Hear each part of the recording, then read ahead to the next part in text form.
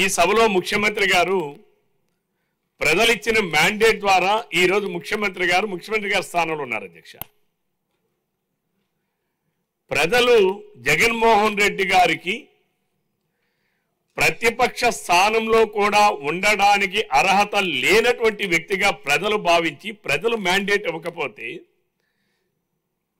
ప్రజలు ప్రతిపక్ష పార్టీగా గుర్తించండి అని ప్రజలే గుర్తించకపోతే వారు ఇచ్చినటువంటి తీర్పులో ఈరోజు అసెంబ్లీ లోపలికి వచ్చి ప్లే కార్డులు ప్రదర్శించి మమ్మల్ని ప్రతిపక్ష పార్టీగా గుర్తించండి, నన్ను ప్రతిపక్ష నాయకుడిగా గుర్తించండి అని మాట్లాడడం, గగ్గోలు పెట్టడం ఇది చాలా దుర్మార్గం అధ్యక్ష. అంటే రాజ్యాంగాన్ని అపహాస్యం చేయడం అధ్యక్ష. ఇది అంటే ప్రజలు ఇచ్చినటువంటి మ్యాండేట్ని కూడా అపహాస్యం చేయడం అధ్యక్ష. ఇది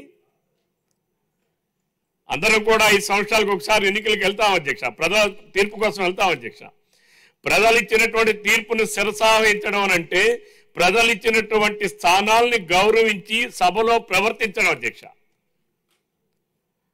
మరి నిన్న గవర్నర్ గారి ప్రసంగంలో వాళ్ళు వ్యవహరించినటువంటి తీరైతే నేను చాలా దుర్మార్గం అధ్యక్ష.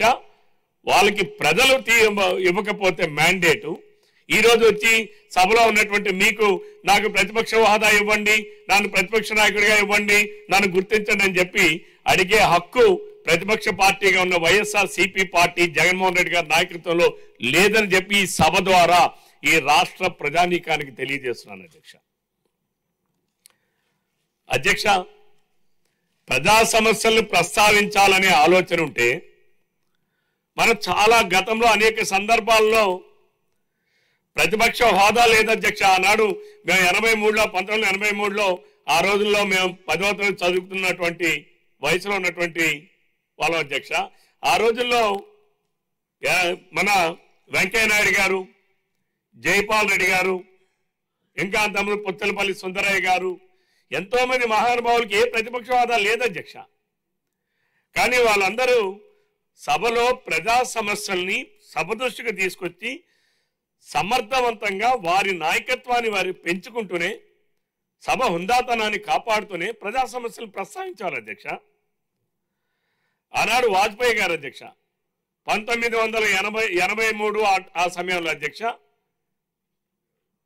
వాజ్పేయి గారు ఆ రోజు భారతీయ జనతా పార్టీకి ఉన్నటువంటి సంఖ్యాబలం ఎంత అధ్యక్ష?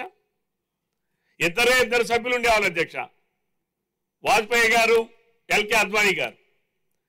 వారిద్దరూ కూడా ఆ రోజు సభలో వారి వాగ్దాటితో, వారి పటిమతో, వారికి ఉన్నటువంటి సమయస్ఫూర్తితో ఆ రోజు ప్రతిపక్ష హోదా లేకుండా దేశ సమస్యల్ని సమర్థవంతంగా ఆనాడు మరి పార్లమెంట్లో ప్రస్తావించినటువంటి సందర్భాలు ఎన్నో చూసాం అధ్యక్ష.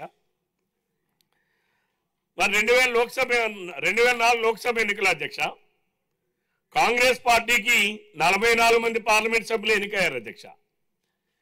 55 మంది పార్లమెంట్ సభ్యులు ఎన్నికైతేనే ప్రతిపక్ష హోదా ఇస్తారు అధ్యక్ష. కాంగ్రెస్ పార్టీ లేకపోయినా రాహుల్ గాంధీ గారు సభకు హాజరు కాలేదా? ప్రజా సమస్యలను ప్రస్తావించలేదా?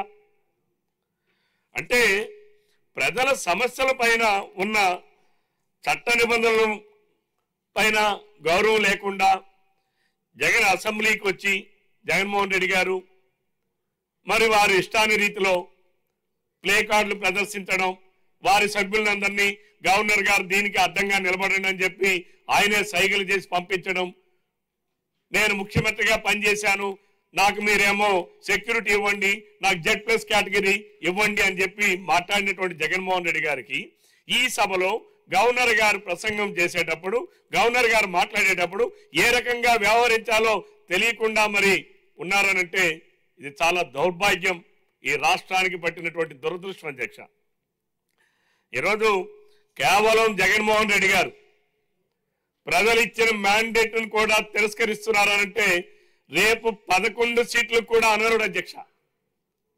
కేవలం నిన్న ఏదో తన సభ్యత్వం పోతుందేమో, 60 రోజులు మించిపోతే పోతుందేమో, దాన్ని రెన్యూవల్ చేసుకోవడానికి వచ్చారు తప్ప ఈరోజు సభలో ప్రజా సమస్యల్ని చర్చించడానికి కాదని చెప్పి ఈరోజు మనకు అర్థమైంది అధ్యక్ష. ఎందుకంటే నేను హాజరయ్యారు, ఈరోజేమో సభలోనేమో ఎగ్గొట్టారు అధ్యక్ష, సభకు రాకుండా.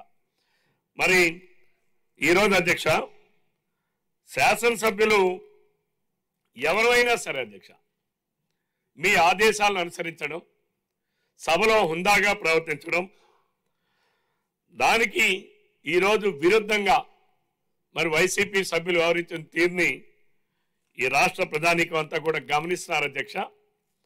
అలానే మరి గవర్నర్ గారు ఇచ్చినటువంటి మార్గదర్శకం అధ్యక్ష ఈ రాష్ట్రంలో ఉన్న పరిస్థితులకు వాస్తవాలకు దగ్గరగా ఉంది. ఒక్కసారి గడిచిన 8 నెలల కన్నా ముందు చూస్తే ఈ రాష్ట్రంలో ఒక అరాచక పాలన అధ్యక్ష, వికృతమైన పాలన అధ్యక్ష, దుష్పరిపాలన అధ్యక్ష. ఈరోజు వాటన్నిటి నుంచి ఈరోజు సుపరమైన పరిపాలనకి ఈరోజు ఈ 8 నెలల్లో ఈ ప్రభుత్వం ముందుకు నడుస్తూ ఉంది అధ్యక్ష. మరి అట్లానే ఈరోజు ఈ ప్రభుత్వం తీసుకున్నటువంటి లక్ష్యాలు, ఎన్డీఏ ప్రభుత్వం కేంద్రంలో ఉంది అధ్యక్ష, ఎన్డీఏ ప్రభుత్వం రాష్ట్రంలో ఉంది అధ్యక్ష. కేంద్రంలో ఉన్నటువంటి ప్రభుత్వం మోడీ గారి నాయకత్వంలో వికసిత్ భారత్ 2047 అందులో భాగమవుతూనే వికసిత్ ఆంధ్రప్రదేశ్ రాష్ట్రం, సన్ రైజ్ స్టేట్, ఈరోజు దానిని నెలకొల్పడానికి మనం కూడా కొన్ని గోల్స్ ఏర్పాటు చేసుకున్నారు అధ్యక్ష. ఏర్పాటు చేసుకున్నట్టుగా ఈనాడు గవర్నర్ గారు తెలియజేయడం చాలా వారికి నేను ధన్యవాదాలు తెలియజేస్తున్నాను అధ్యక్ష. ఎందుకనంటే ఈరోజు షార్ట్ టర్మ్ గోల్స్ అధ్యక్ష, అంటే 2029కి ఏంటి, అలానే 2047 నాటికి ఏంటి అనేటటువంటి ప్రతి రంగంలో కూడా కొన్ని శ్వేతపత్రాలు ఇచ్చారు అధ్యక్ష. ఈ రాష్ట్ర ఆర్థిక పరిస్థితి గడిచిన 5 సంవత్సరాల్లో ఏ స్థాయి, ఈ రాష్ట్రంలో 1,36,000 కోట్ల రూపాయలు పెండింగ్ బిల్లులతో ఈ రాష్ట్రాన్ని జగన్మోహన్ రెడ్డి గారు ఈ ఎన్డీఏ కూటమి ప్రభుత్వానికి వారసత్వంగా అప్పచెప్పారు అధ్యక్ష.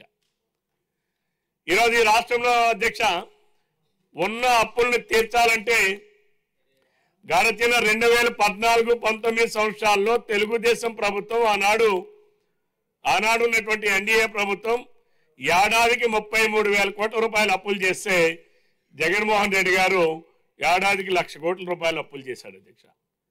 ఈరోజు ఆ అప్పులు వడ్డీలు కలిపి మనం సంవత్సరానికి 77,000 కోట్ల రూపాయల అప్పులు తీర్చాల్సినటువంటి పరిస్థితి ఈనాడు ఈ రాష్ట్రంలో ఉంది.